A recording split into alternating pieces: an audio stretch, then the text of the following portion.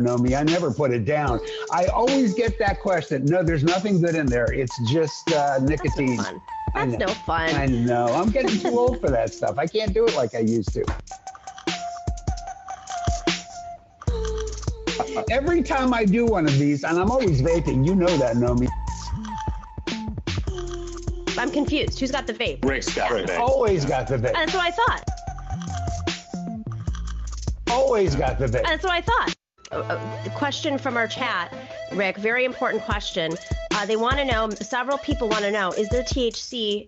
Oh, no, it's in Randy's vape. I thought it was in Rick's vape. I'm confused. Who's got the vape? Rick's got the vape. I've got the vape. Rick's got the vape. Always got the vape. That's what I thought. Is there THC in that?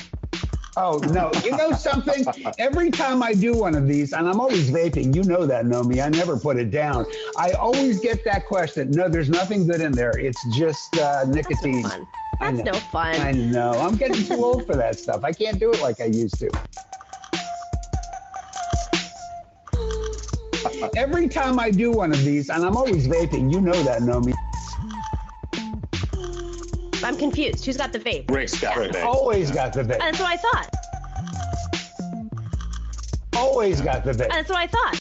A question from our chat, Rick, very important question. They want to know, several people want to know, is there THC? Oh, no, it's in Randy's vape. I thought it was in Rick's vape. I'm confused. Who's got the vape? Rick's got the vape. I've got the vape. Rick's got the vape. Always got the vape. That's what I thought. Is there THC in that? Oh, no. You know something?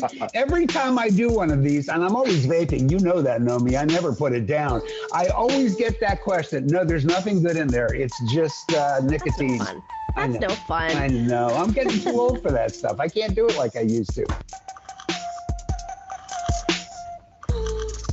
Every time I do one of these, and I'm always vaping, you know that, Nomi. I'm confused. Who's got the vape? Rick's got the vape. Always got the vape. That's what I thought. Always got the vape. That's what I thought. A question from our chat, Rick, very important question. They want to know, several people want to know, is there THC? Oh, no, it's in Randy's vape. I thought it was in Rick's vape. I'm confused. Who's got the vape? Rick's got the vape. I've got the vape. Rick's got the vape. Always got the vape. That's what I thought. Is there THC in that? Oh, no. You know something? Every time I do one of these, and I'm always vaping, you know that, Nomi. I never put it down. I always get that question. No, there's nothing good in there. It's just nicotine. That's no fun. I know. I'm getting too old for that stuff. I can't do it like I used to. Every time I do one of these, and I'm always vaping, you know that, Nomi. I'm confused. Who's got the vape? Rick's got the vape. Always got the vape. That's what I thought. Always got the vape. That's what I thought. A question from our chat, Rick, very important question. They want to know, several people want to know, is there THC? Oh, no, it's in Randy's vape. I thought it was in Rick's vape. I'm confused. Who's got the vape? Rick's got the vape. I've got the vape. Rick's got the vape. Always got the vape. That's what I thought. Is there THC in that? Oh, no. You know something? Welcome to the Nomiki Show. I am Nomiki Konst. The conventions are over. The fight is on. Early in-person voting starts in less than 2 weeks in 8 states, including the battlegrounds of Michigan, Minnesota, and Virginia. The one thing that Joe Biden and Donald Trump admitted to agree on is that the future of this country is at stake in this election. Yeah, obviously. There are no sidelines in this struggle, this election. Well, that was some production that the Trumpsters put on last night. If you missed it, 2 words sum it up for me. It was very simple and scary. If you are one of those people who has had trouble absorbing Donald Trump's effectiveness with some voters, just watch last night again. He filled out that tableau. He framed by the White House South Portico, the hatch track be damned. It was a sight. It was a sight. Dorsey, can we play that tape of him out there in front of the White House? Donald J. Trump.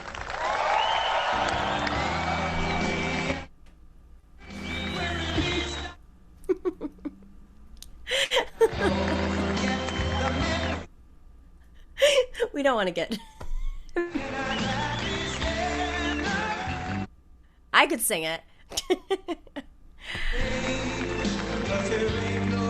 Unreal. All right. So we're not playing the music because we don't want to get flagged, but I think it still is powerful without the music. Watching him go down those White House steps in literally the White House again. Hatch Act be damned. All right, Dorsey, that's good. I think we get the picture here. Maybe some of you have heard of Leni Riefenstahl. She made incredible propaganda films for Adolf Hitler. Remember the name.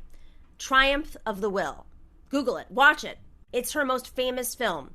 You'll understand what Trump is up to when he enters the scene, passes the Marines on either side, strides down that long passage with Melania, then stands in front of thousands of cheering Trumpster fans.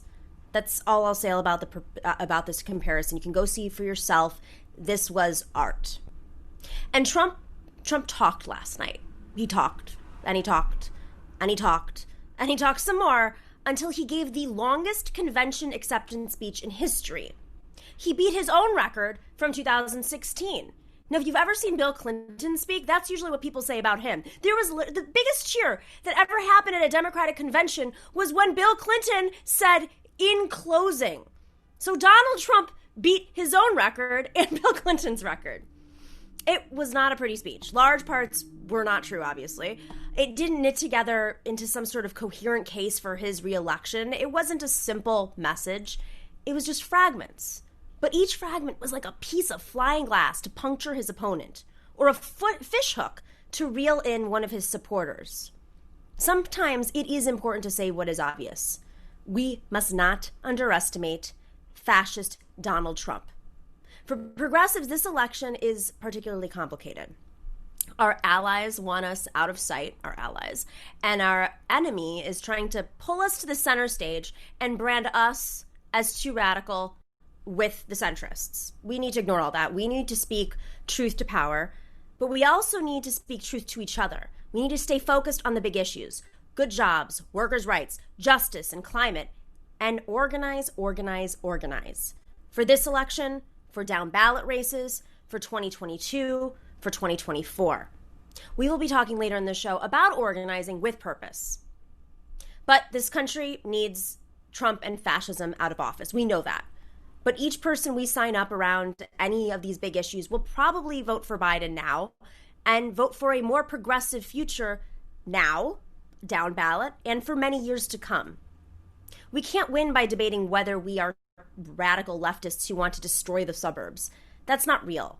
We win by rallying the public on issues that they already believe in, like creating decent jobs to rebuild from this economic collapse, like Medicare for all, like curbing climate change by fighting off fossil fuels, like treating everyone justly. Black Lives Matter. We may not win on those buzzwords. We actually win on the substance and the organizing. So we have to get to work. Let's get to work. Access to voting is a crucial fight for us. We began this week talking about gerrymandering and rat-facking, which are techniques that are used to make sure that your vote doesn't count. Today, we are going to hear from an expert on rigging elections. But before we get to that, a little gentle reminder, make sure to hit that smash that like button and click subscribe, and make sure to hit that alert bell to know when we go live, because we have great news. After Labor Day, the Nomiki Show goes live Tuesday through Friday, right here on the Nomiki Show on YouTube from 3 p.m. Eastern to 4 p.m. Eastern. And that is right after the Majority Report. So for those of you who checked that out earlier in the day, we're going to toss it off from Sam to me. So you'll get all of your coverage. And we can only do this because of the love that we have received from patrons. So we urge you, if you can, to support us on patreon.com for as low as $5 a month. That's patreon.com/The Nomiki Show. We are going to be back in a flash with Greg Palast, who is talking about rigging elections. And then later on, we have Joshua Kahn Russell, who is going to remind us all what it means to organize in the face of Trump and neoliberalism. Be back in a flash.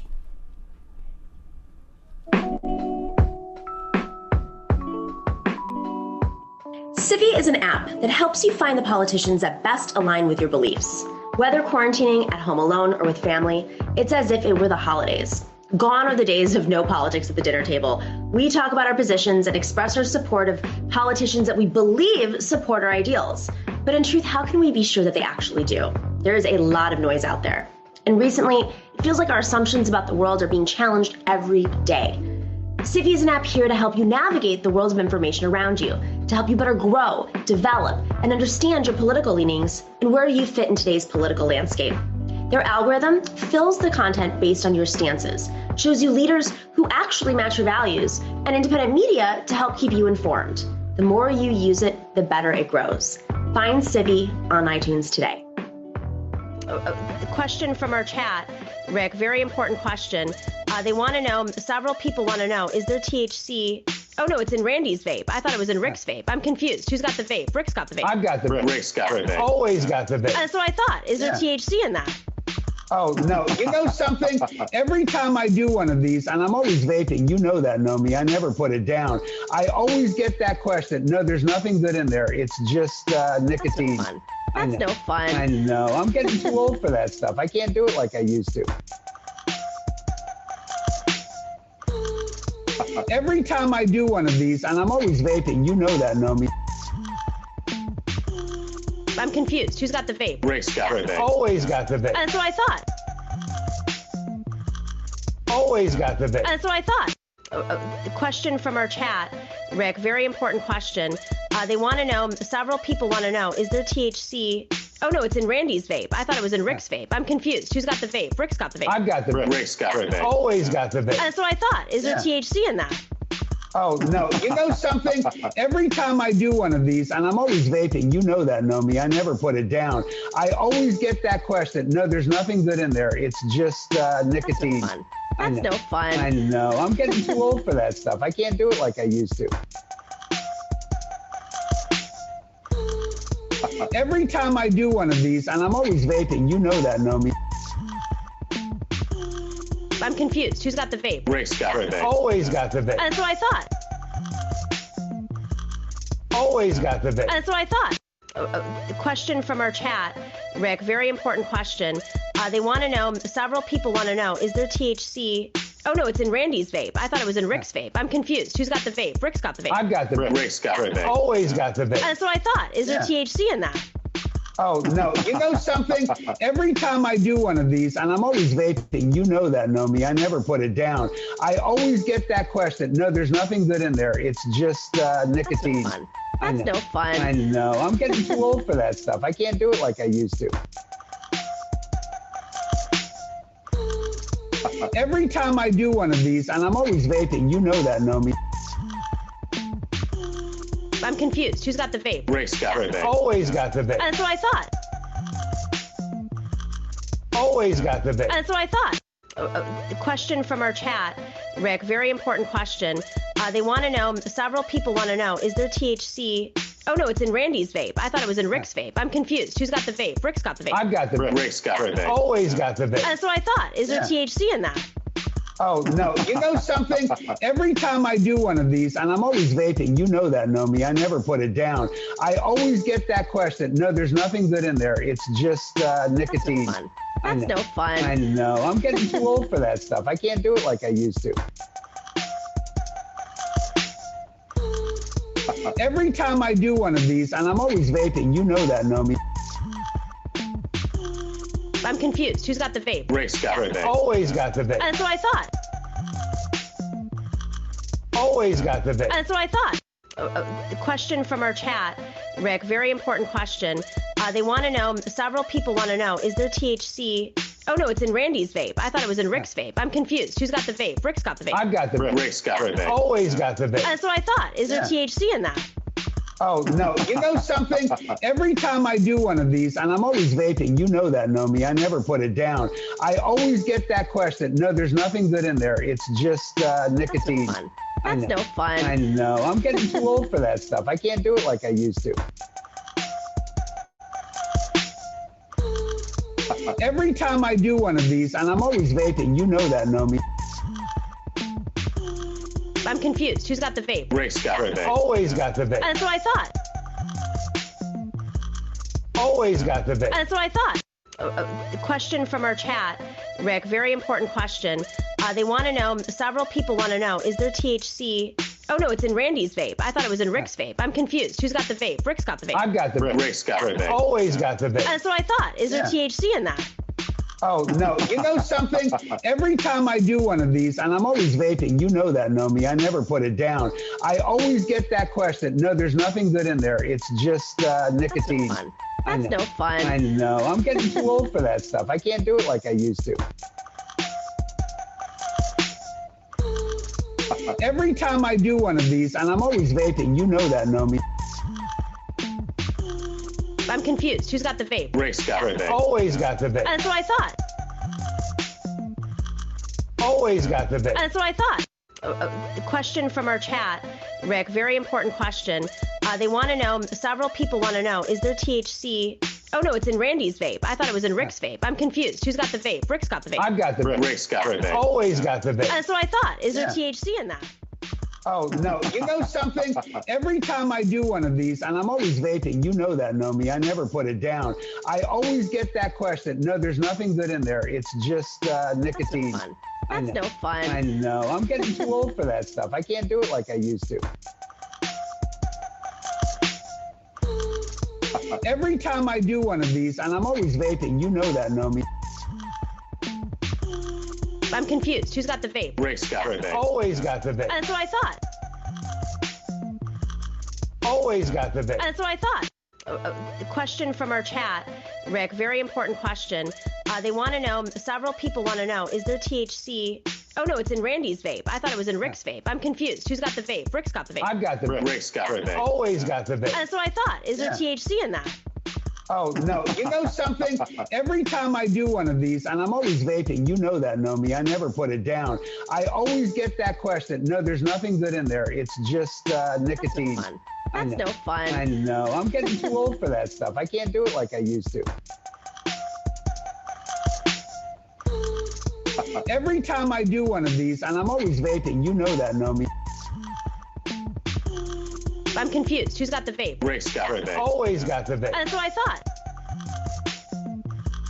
Always got the vape. That's what I thought. A question from our chat, Rick. Very important question. They want to know. Several people want to know. Is there THC? Oh no, it's in Randy's vape. I thought it was in Rick's vape.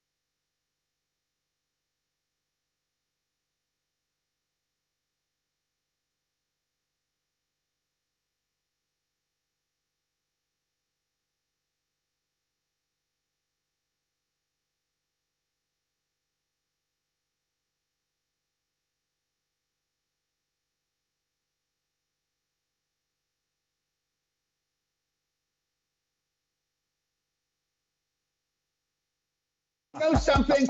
Every time I do one of these, and I'm always vaping, you know that, Nomi. I never put it down. I always get that question. No, there's nothing good in there. It's just nicotine. That's no fun. I know. I'm getting too old for that stuff. I can't do it like I used to.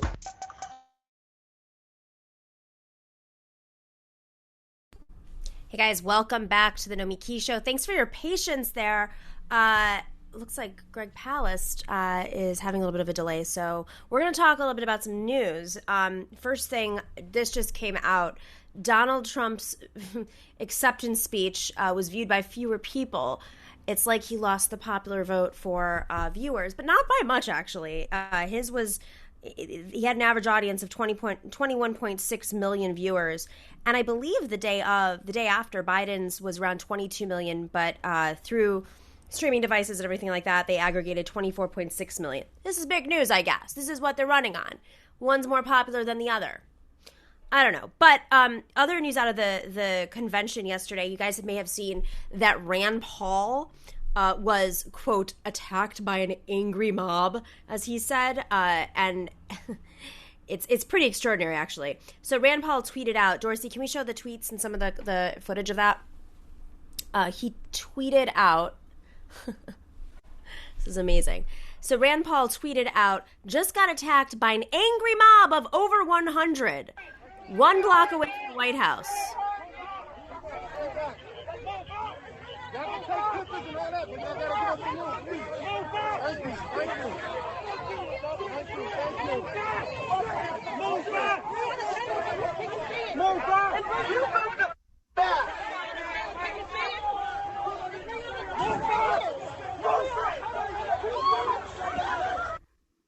I don't know if he's actually, if he's being attacked or if it's the police that are being attacked.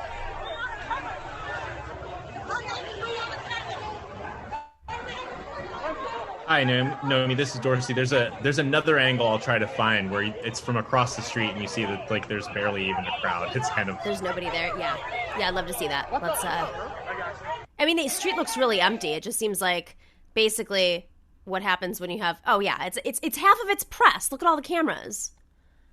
Oh, this is ridiculous. 100 people, guys. 100 people. Yeah, it's primarily police and a bunch of cameras. So Dorsey, do you think that this was staged? I'm not going to guess on that, but it just kind of looks like, it could be blown out of proportion with that close-up angle and not seeing this side. I think what's interesting about this is, in relation to yesterday's commentary when we were talking with Ari Rabenhoft, who is Bernie's deputy campaign manager and former chief of staff, who also wrote a book on Fox News and the lies that they distort. And then also the conversation, is the same panel with Morgan Pachma, who did a documentary on Roger Stone, who is known for dirty tricks like this, voting dirty tricks, but also tricks that you can play in the media, because he learned from Roy Cohn, who was the attorney during the McCarthy hearings. I think this is an example of how they manipulate the media. And it used to be that it's okay to be wrong because no one's ever going to read the correction. That's an old political trick. So, this tweet that Rand Paul put out had 47,000 retweets and 145,000 likes, and it was picked up by mainstream news from the perspective of Rand Paul. This is insane. So they formed a human wall. Brendan Gutenschwager said Senator Rand Paul and his wife Kelly are surrounded by Black Lives Matter protesters after leaving the White House secured perimeter. D.C. police formed a human wall around the couple. There are a few protesters, but they're not doing anything. They're actually clapping, and they have a sign that says "Stop killing us." But it's just like a handful of people. Rand Paul just got chased by a crowd back to his hotel after leaving the White House. Okay, you're a senator. What do you expect? You just showed up at the Republican National Convention. No one's hurting you. They're literally just screaming at you. Your job is to respond to voters. Your job is to listen to people.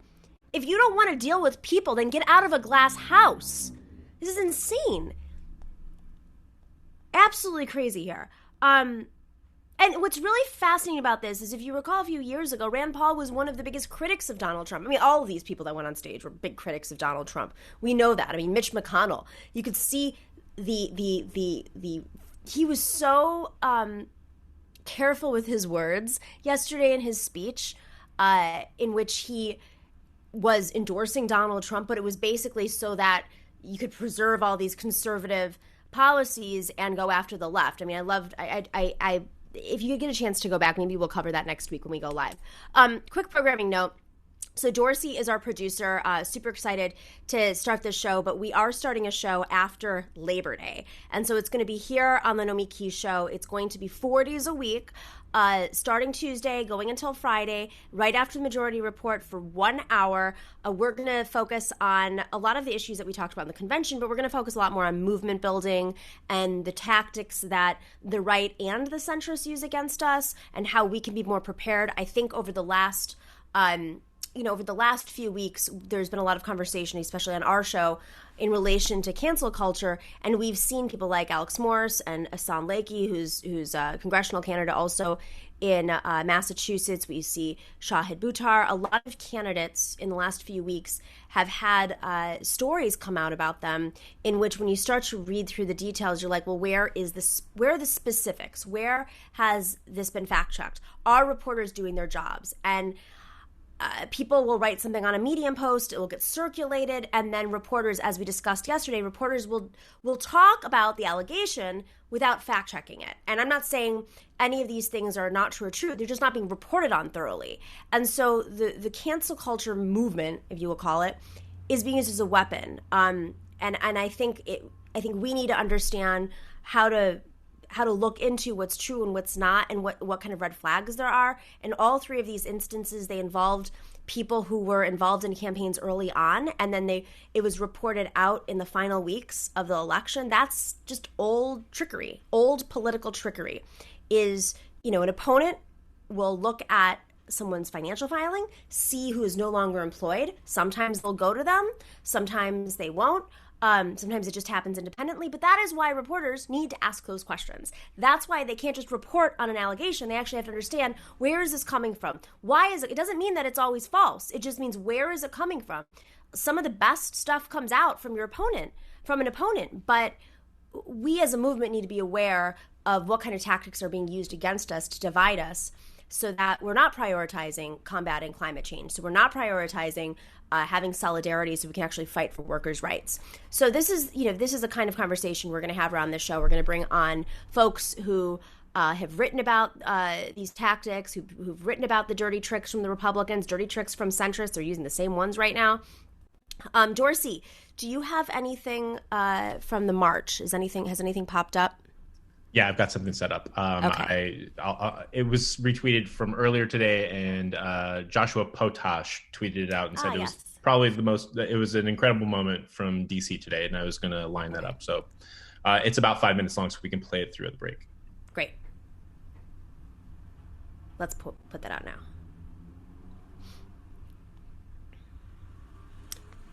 I wish George were here to see this right now. That's who I'm marching for. I'm marching for George, for Brianna, for Ahmaud, for Jacob, for Pamela Turner, for Michael Brown, Trayvon, and anybody else who lost their lives or are too evil. Man.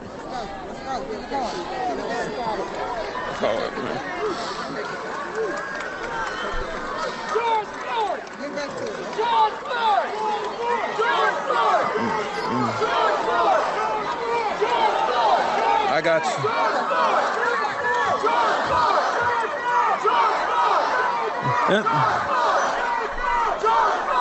It's never been more clear than change right now. It's happening right now because we demand it.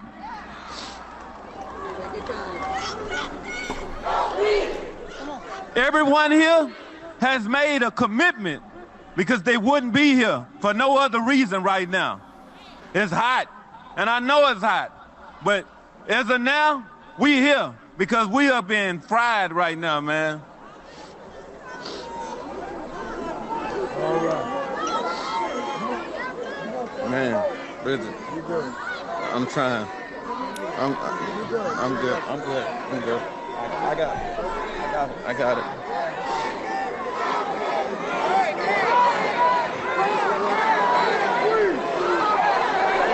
You all right? I got it. I got it.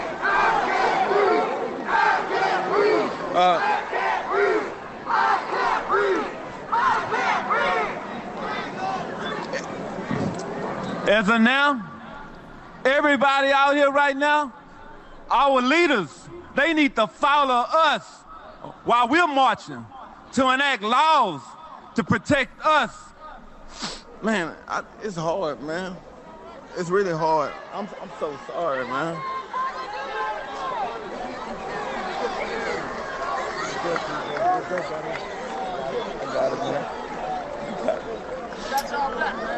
We got it. I can't, man. On your back. Man, my brother George, he's looking down right now. He's thankful for everything that everybody is doing right now. Y'all showing a lot of empathy and passion, and I'm enjoying every last bit of it right now. If it weren't for y'all, I don't know where I'll be right now, because y'all are keeping me running. I have to advocate for everybody, man, because right now, Jacob Blake, I'm feeling, it's hard just to talk right now. Shot 7 times, man, with his kids. That's painful. Turn it on for me. I'm trying to, Turn it on. I'm done. I'm done. I'm letting my sister go. I don't forget all that crying. I'm Bridget Floyd, George Floyd's sister.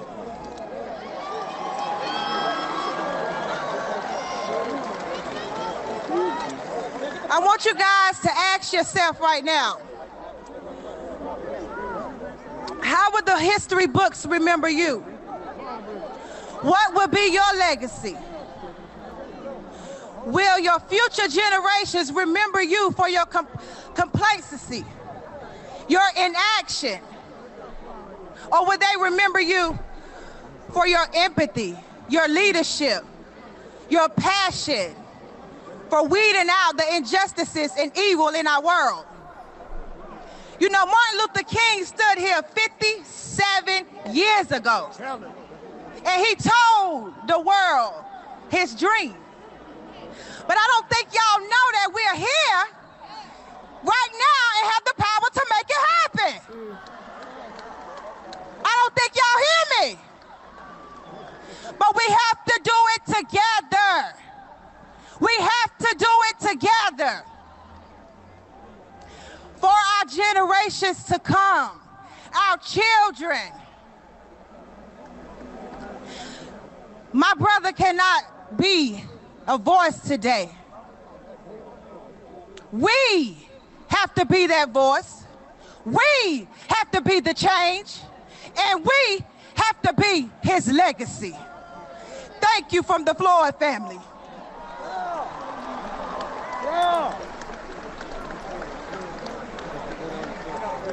George Floyd! George Floyd! George Floyd! George Floyd! George Floyd! George Floyd! George Floyd! George. Man, that was very powerful. That was the sister of George Floyd giving a speech that is emotional, sister and brother of George Floyd, but those last words about being right here in this moment after the uprisings of the last few months. I mean, that was pretty powerful. So I think that's actually a really important message, because one of the things that we wanted to talk about on this show is how do we take the energy of this organizing and really push for change? Is it just that we show up on the streets? But I mean, in a Trump administration, they're not responding, they're cracking down.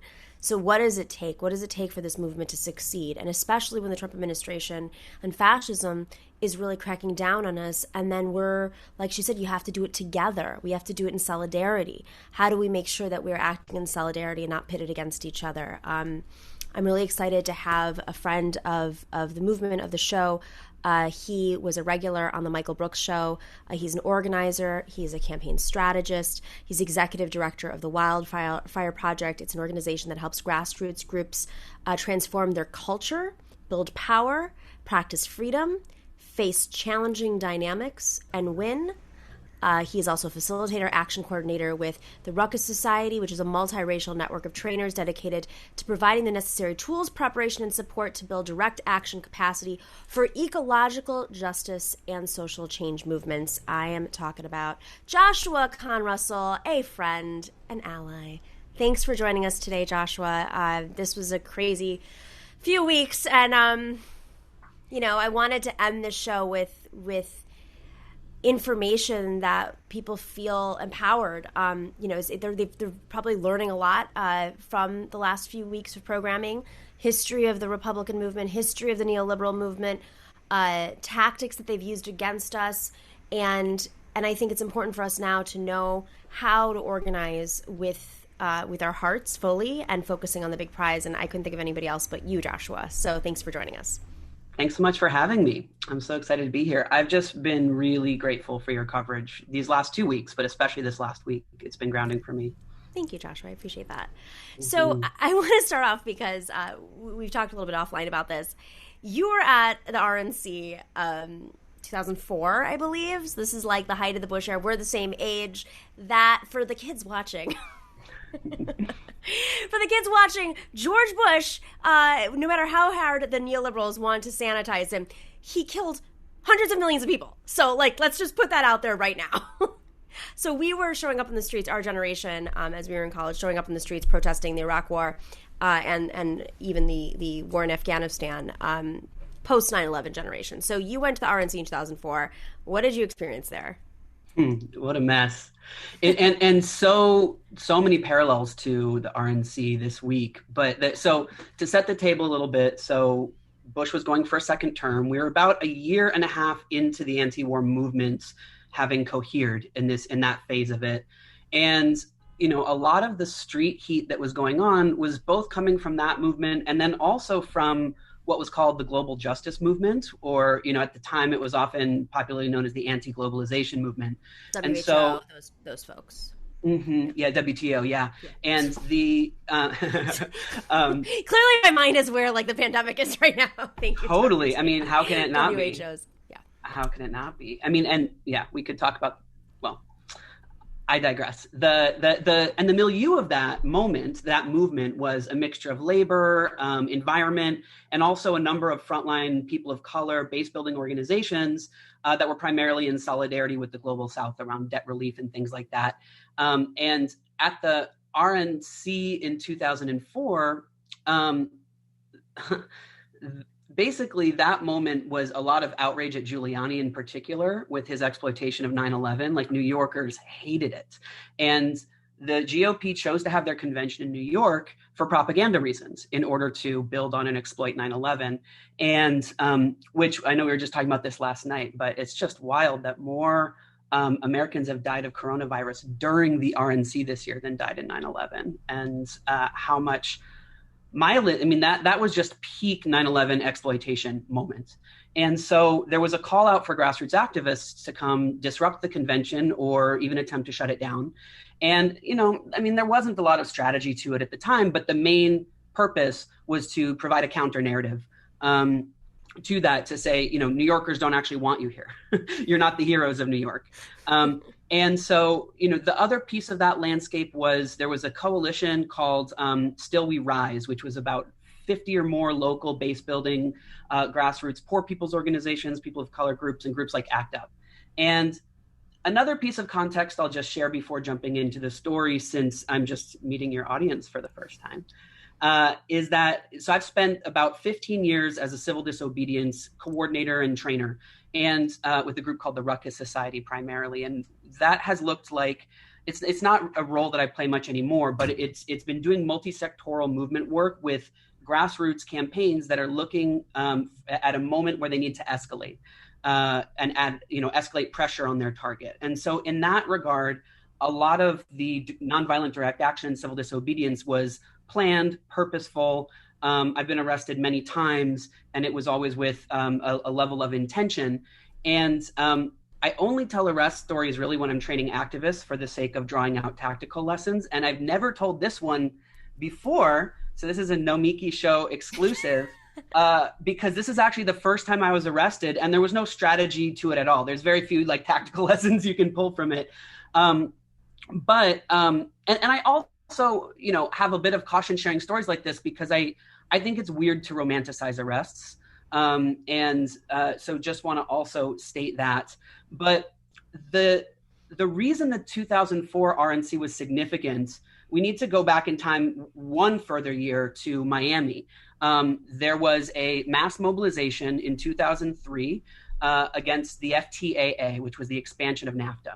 And it was an experiment in the militarization of repression of mass demonstrations. So, the police have a long history in this country of varying forms and models of mass repression.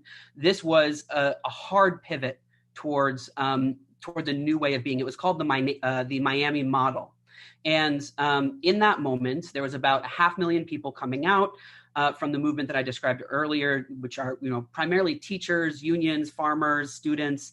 And some of the architecture of the Miami model included mass surveillance that has always happened with social movements, but it was at a new technological scale than had ever happened before. It included things like embedding journalists with cops in protest scenarios, which was happening. That was part of the propaganda of the Iraq War, if you remember, that journalists would go embedded behind enemy lines. And so it was leaning on that rhetoric to paint activists as terrorists, because that was the lexicon of, that was the fear-mongering of the moment. And so it was the most sophisticated, coordinated PR that police departments had ever done in terms of mass mobilizations.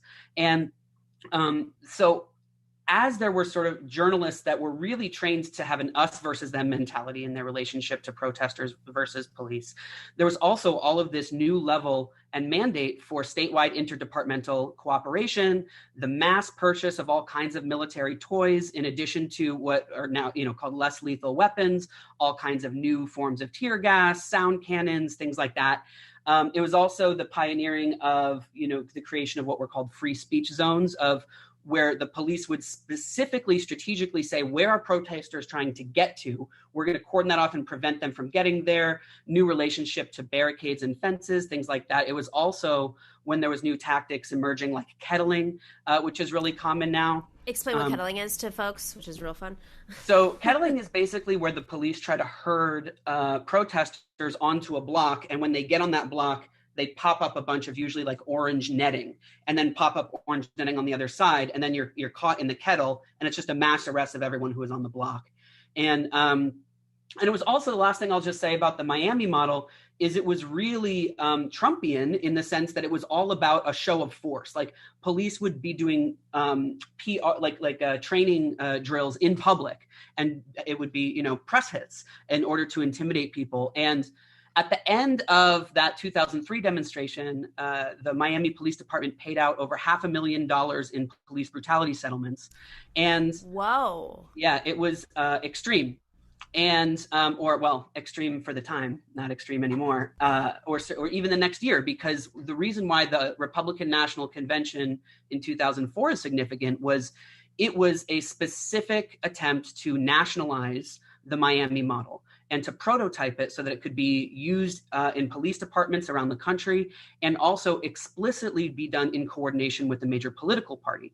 And so for 2004, part of what that rollout looked like was, number one, they had 4 times as many officers on duty as had ever happened at a convention, a Republican convention before. I mean, there was 4 times as many officers on duty than there was at the contemporary DNC.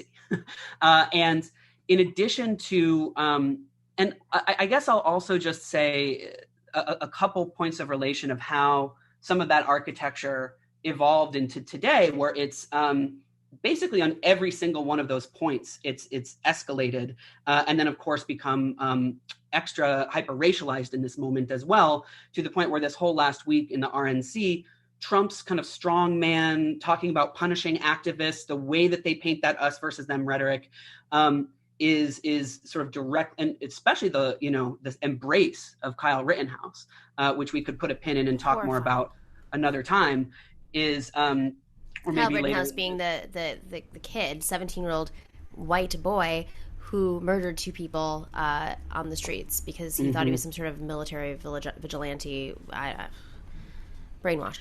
Yeah. If I can go on a brief tangent about him for just 1 second, is that okay? Is just that the floor is yours, Joshua. Thanks. The Trump and the Republicans in general, of course, have been eliciting street violence from the right wing and accelerating it for this whole tenure of this administration.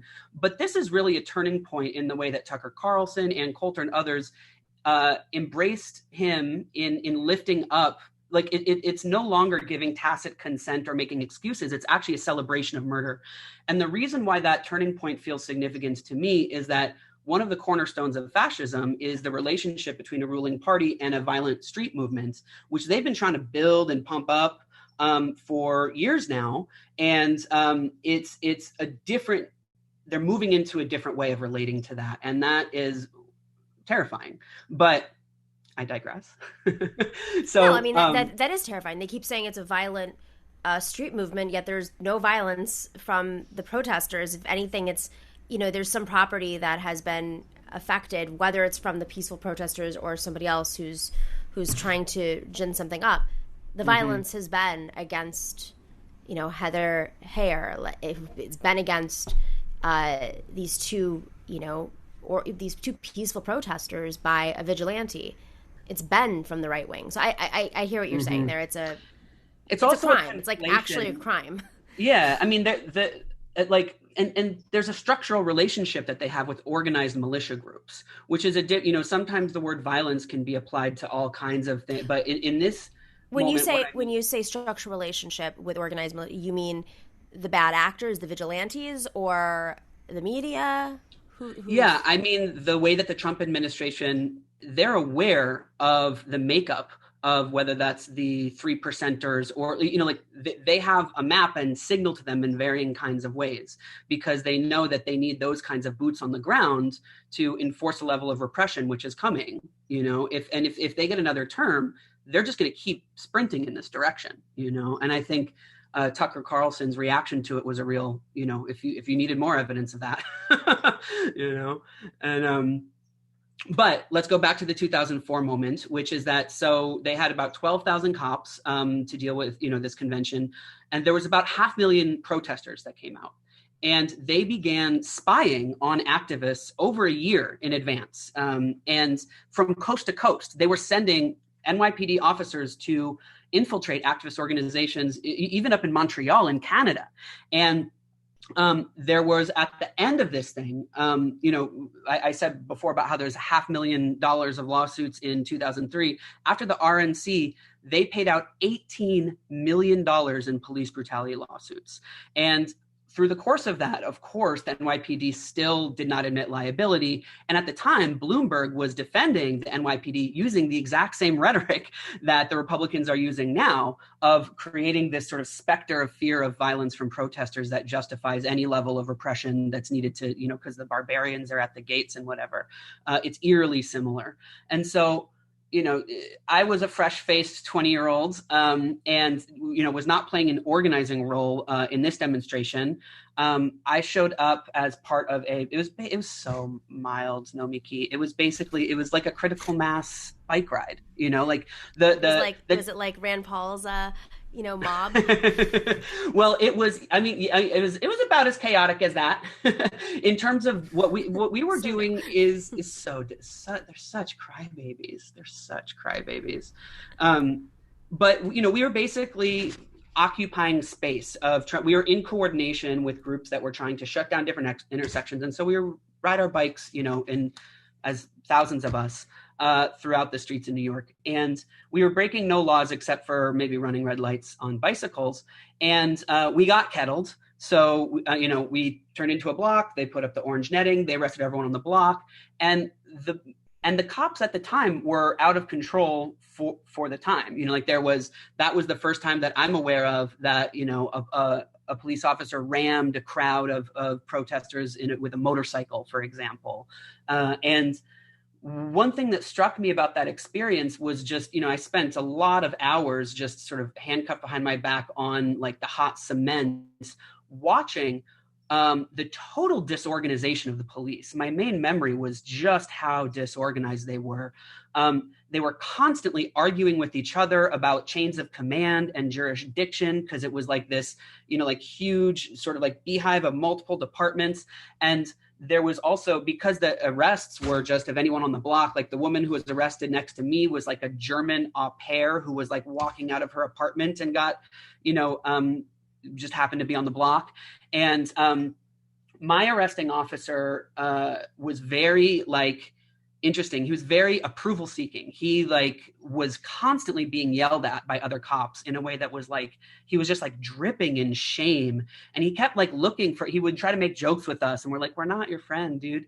And, but it was interesting to me to see how much, at that age, it gave me an appreciation for the complexity of the internal makeup of the police, which was really helpful for me as I followed the life path that I did, of seeing this guy. He confided in me that he had been hired 3 weeks ago, because 3 weeks beforehand to beef up their show of force for the RNC, got almost no training, and didn't know what he was doing. And the last piece of the story that I'll just share is that the RNC, to just talk about their collusion with the police department, made a huge donation to the police union in advance of the RNC, which we all understood at the time was basically a down payment to say, buy a bunch of new toys, and also we'll cover your lawsuits after the fact. And so one of the things they did was create basically a makeshift protester jail, which was where I was taken. It was called Pier 57. And it turned out that it was an abandoned bus depot that had been abandoned for toxic contamination and never cleaned up. So right when we walked in, probably a new Trump Tower now out on the Hudson. It was the somatic reaction in my butt right when I walked in. My eyes started watering. The smell of chemicals was overwhelming. There was a sign within that was visible saying that asbestos was on the premises. There was motor oil all over the ground.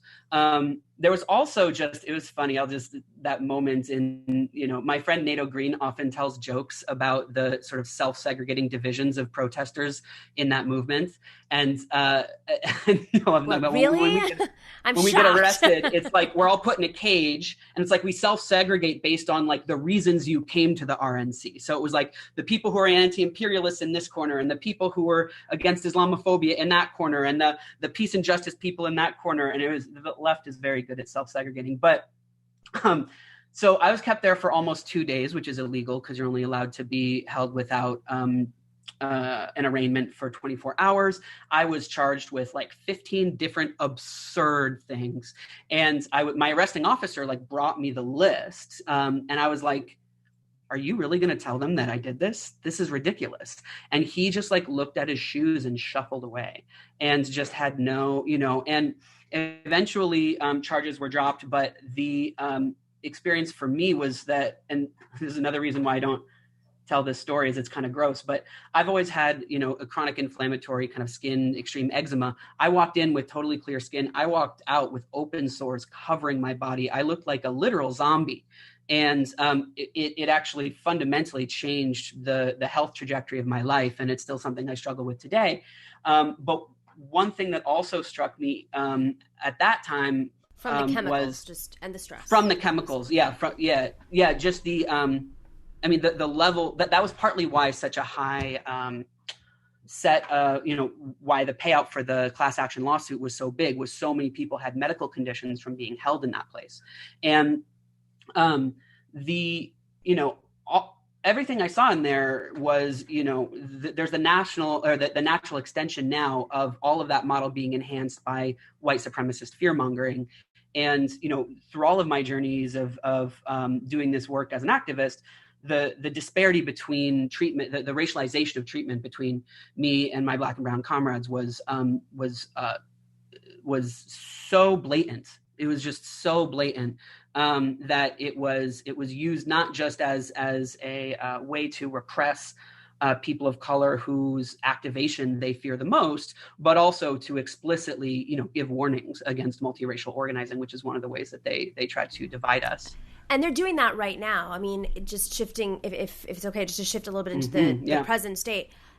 You're seeing that happen right now. The protests that are happening in Kenosha right now. I mean, last night on Twitter, you had the right wing profiling white people, saying like, "How dare you?" It was like bonkers, like basically calling out white people who went on the front lines because out of a strategy, which you know very well, in solidarity, and then they were targeting them, saying, you are intentionally. Yeah, of course we're intentionally doing this. Like this is a strategy.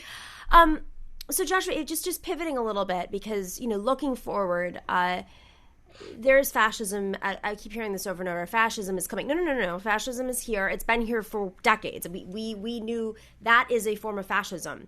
That is not following the law. How the RNC conducted itself 20 years ago, 15 years ago, is not very different than how it conducts itself now. It's just a little bit more organized and fine-tuned, and the cameras are now on. Whereas in 2004, you didn't have Twitter, it was barely getting picked up.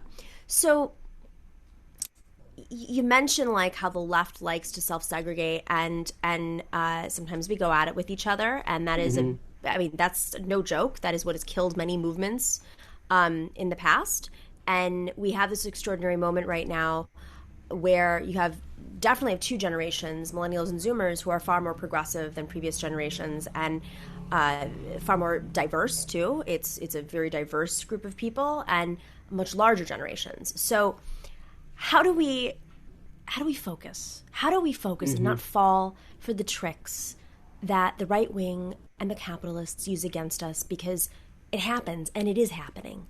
And you have been doing this for a long time. What would you suggest, folks?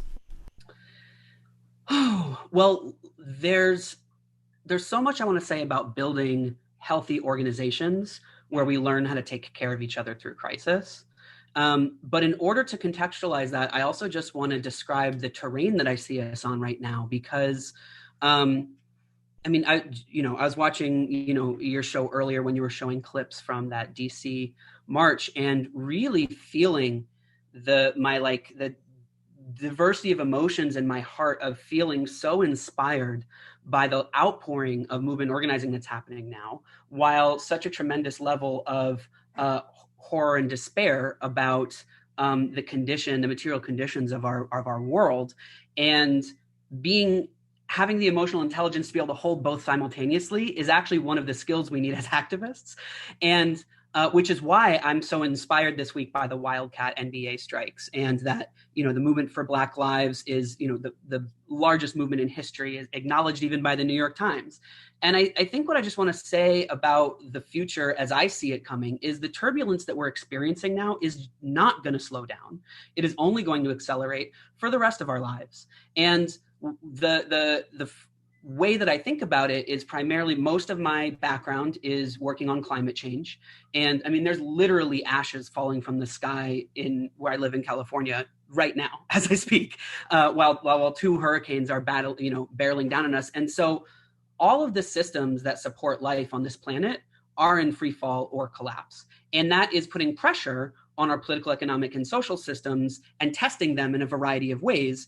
And even though in many ways capital is quite resilient, all of the systems that provide the architecture of the civilizational arc that we've been on are at their breaking point.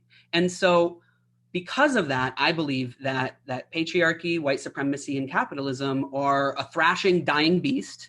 And what I mean by that is, on one hand, my mentor Max Elbaum says that when you rely so much on naked overt force to maintain control instead of hegemony, which is how neoliberalism has been maintained for our lifetimes, you've lost the political battle, right? When you have to be put back on their heels. So it's a sign of weakness and vulnerability that they're back on their heels in this way.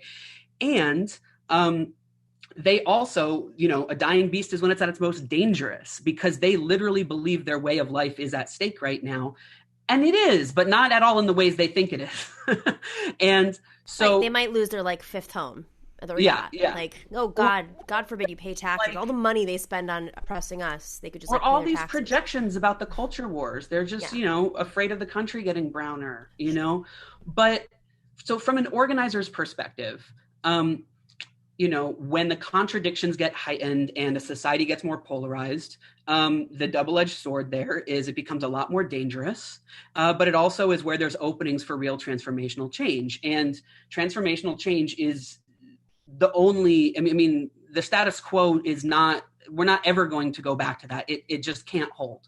And so what that means is that, I'll just put it a way that a group called Movement Generation puts it, who coins the term just transition, which is that transition is inevitable. What we're in contest for right now is how are we going to navigate that transition, and who's in power and how material resources are distributed really matters. And so in that context, what we need to do as organizers in social movements is learn how to pivot to this with this onslaught of constant barrage of information, constant barrage of bad news, constantly shifting terrain. And we need to learn how to be nimble. It's a different way of doing strategy when you're on such a fast moving train.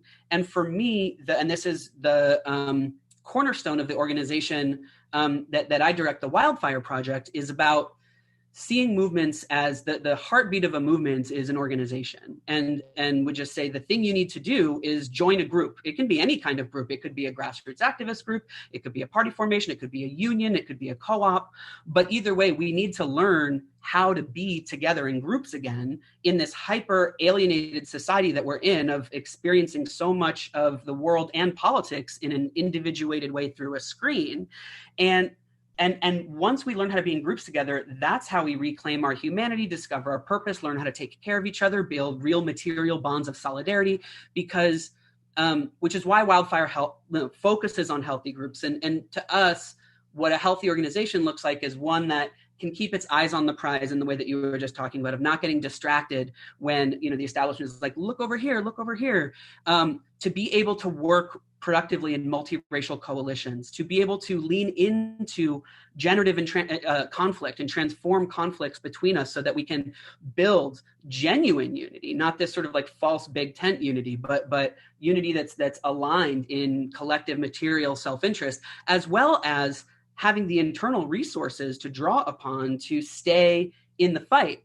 And the counterweight to that you were starting to describe is the toxicity of the activist left, which is the circular firing squads that we have, the individualist moral posturing, the language policing, one aspect of that I see that, and the reason why I think social movements are an antidote to that, is that being part of an organization is one of our journeys to feeling our agency and feeling our power.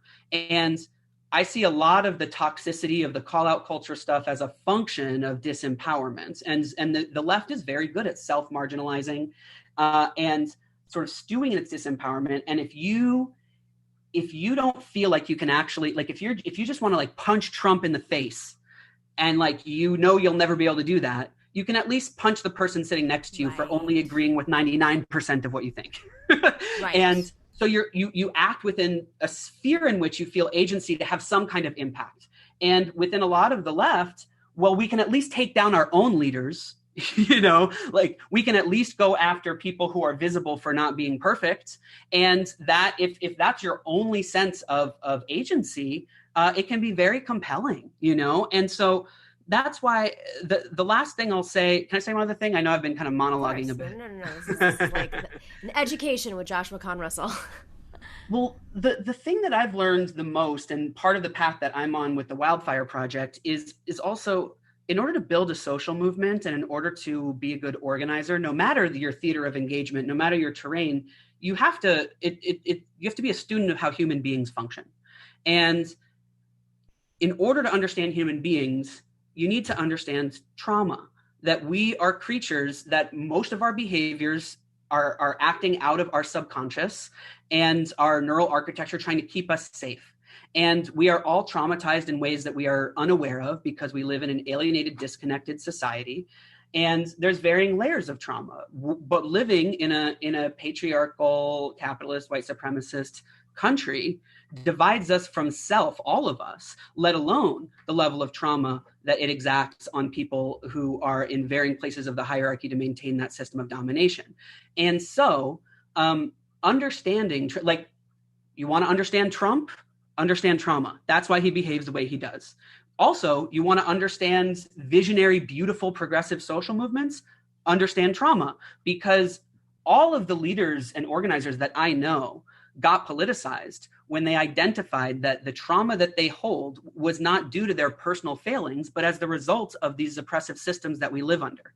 And so it's coming to consciousness about trauma that both brings many people into the activist left, and it's also what gives it generates a tremendous amount of wisdom, because when you become self-aware of trauma and you're actively healing it, it gives you tremendous insights about the systems that we're trying to take down, which is why people who are on the front line of an impact of a particular issue, area, or struggle are the best leaders to speak to its consequences. But on the other hand, trauma is also why we tear each other down and treat each other terribly.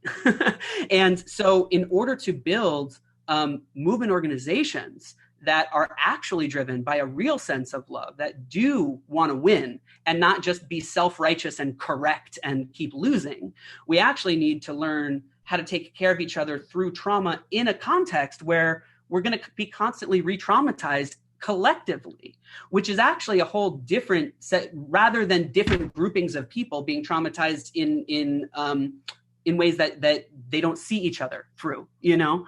And so that's why I'm a facilitator now. That's why I picked the path that I pick, and why the Wildfire Project does its work, is that it's fundamentally around how do we transform ourselves so that we can heal through crisis, because chronic crisis is going to define the political terrain for a generation at least. And you can choose. It's really about consciousness. It's about how present you are in your own existence, your own being, and whether or not you have empathy for others, or whether you're using your trauma to act out like Trump does against others, to hold power, to feel better, whatever that feeds you with, or are you looking at it from empathy? But with that, we're just getting into human relationships. There's also just boundaries. Like, how do you, as an activist, not give too much because you have too much empathy? And which is a big problem too.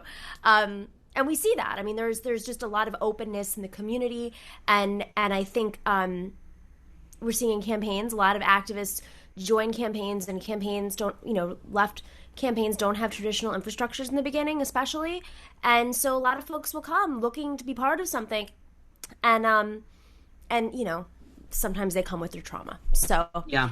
I think we could have this conversation forever, so I'm just going to say, come on back. Come on back. To. When we do our show after Labor Day, we're going to go to 4 days a week, so would love to have you back on. But I think this is really important stuff to think about and talk about as a movement, especially after the last week. And your story of the RNC gave me chills. Thank you so much. Yeah, we're in this for the long haul, so we need to learn how to be in it for the long haul, and I'm just so grateful to be on, and really grateful for your work, and so excited that the show is expanding to be you said 4 days a week? 4 days a week, yeah. Yeah. Who needs a 5-day week? 4 days. Take Mondays off. Joshua, really appreciate you. Joshua Kahn Russell, looking forward to having you back on. Thanks. All right, guys, that is our week of RNC coverage. Greg Palast, we love you. He ended up joining us, but we're in the middle of the Joshua Kahn Russell interview, so we hope to have Greg Palast back on when we come back after Labor Day. Make sure to click like and subscribe and hit that little alert button down there, the little bell, so it dings every single time we go live with the show at 3 p.m. Eastern to 4 p.m. right after the Majority Report. The police are out there. That's the kind of dinging that's going to go off when you click like and subscribe. Special thanks to our team who has helped make this happen. We've got Dorsey, who you heard from today, Ruthie, Kelly, George, and, the patrons. I got to say, we love you. You've really made this work. We would not be able to do this. We wouldn't be able to have the microphones and the cameras and the lights and all the stuff that we have to make this show work. So I am extremely grateful on behalf of the Nomiki Show. Thank you for being patrons. And if you want to join us at patreon.com/the Nomiki Show. We go to 4 days a week after Labor Day. Very exciting. Thank you all, and be safe and well.